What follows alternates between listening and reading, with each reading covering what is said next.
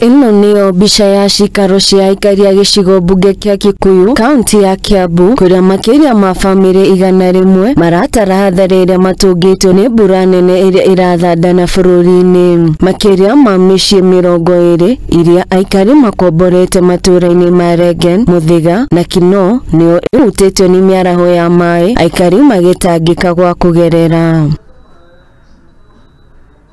Tulikuta ya kwamba more than 20 households zote zilikuwa zimejaa maji, na tukikaunt families, tuko na family kama 100 ambao wako trapped mpaka wasai kutoka asubuhi sababu ya hiyo maji.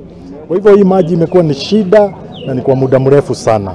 Tumejaribu kuteta, tumejaribu yoyote kwa kugonga. Ringana na aikari aria maranire na andiki a mohoro maugite ati guthukanga kwa barabara kaunti ino niguo gucungireire miaraho ya mai micii-ini yao, riu magikaira thirikari gwetha kihonia kia naihenya niguo makorwo magicokereire micii-ini yao. Kama tunaweza tujengewe ile barabara vizuri ndio maji yache kuingia kwa manyumba. Ndio tunaomba hata serikali ama watu wa county. Aikari aya ni matarĩire ati riu makurirwo maitho ni mirimu iria yumanaga na mai ma giko, guku magikaira thirikari gwetha kihonia gia gutura niguo makorwo magithema na mirimu ino kaimana. Ukiona penye inatoka imeingia mpaka kwa choo, so hii maji ya choo inaingia mpaka kwa manyumba, watoto watagonjeka. Right now usiku tujalala juu ya hii maji venye imeingia.